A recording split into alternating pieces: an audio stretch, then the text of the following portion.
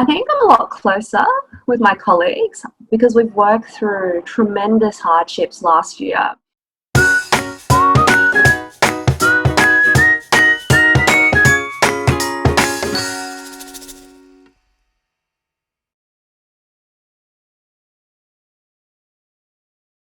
So last year saw a bit of a rapid change in how we worked and how we collaborated with each others. In what ways has collaboration changed or continued to change for you and your students since you've returned to school? I might throw to you first, Linda. Yeah, thanks, Blake. I think I'm a lot closer with my colleagues because we've worked through tremendous hardships last year and we've become more vulnerable in a good way. So we're opening up about our struggles. We're really grateful that we now have someone to rely on, especially if we're having a tough day. And I think we're more in tune with what our students need, which is really, really good for us because we can just take a step back, have a slower pace in terms of teaching and learning. And I think really the highlight for me is embracing technology. So my colleagues and I, we've looked at technology. We look like this is so beneficial when used appropriately. So let's keep doing that and let's keep working on that. Blake, what do you reckon? Yeah, I completely agree. I think embracing technology is a really beautiful way to put it. Because at our school, we're definitely making use of everyone's newly developed digital skills for both students and staff. And it's really helpful for our school. We're a school that have a lot of part-time staff. So in the past, it's always been a little bit difficult to ensure that everyone is in the loop and is able to contribute at a time and in a way that suits them. So being able to draw on all everyone's different collaboration skills online, we're able to ensure that everyone's up to date and is on with the process. And a perfect example for that is at our school, we're currently co-developing and designing our school play for this year.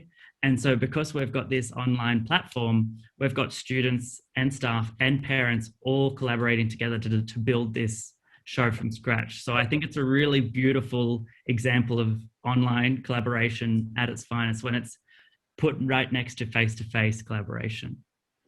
Andy, what are your thoughts? Yeah, thanks, Blake. Yeah, so I think sort of in terms of the tech, I was really wondering when we went into COVID, how that would sort of influence our teaching going forward.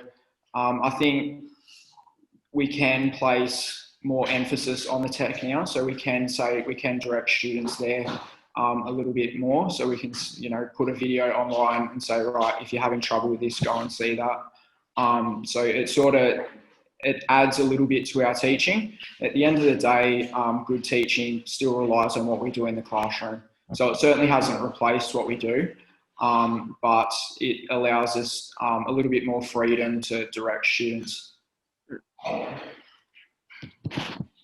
Did you have anything to add to that, Caitriona? Yeah, I think for primary schools, I've always felt that they've always been relatively close-knit and almost everyone knows everyone else. I think it's been easier to talk to teachers and students from other year levels now that we're back in person, so we're not, focused on only our students. But I don't think there's been a huge difference for me between pre-remote learning and what's happening now in terms of collaboration. It feels like things have changed back to the way they were, and I think one of the differences though is that now I've been at my current school for over a year. So teachers that I were working with last year in my team are now in different year levels. So I feel more connected vertically throughout the school, and have more confidence to share and collaborate now that I'm more settled, and I feel more open to, go up to one of the prep teachers because they were in my team last year, and I can say, oh, I'm just, wondering what you're doing this year, how does that relate to me now, and how does it relate to students who are going into year 3 next year? And I think that's been really nice.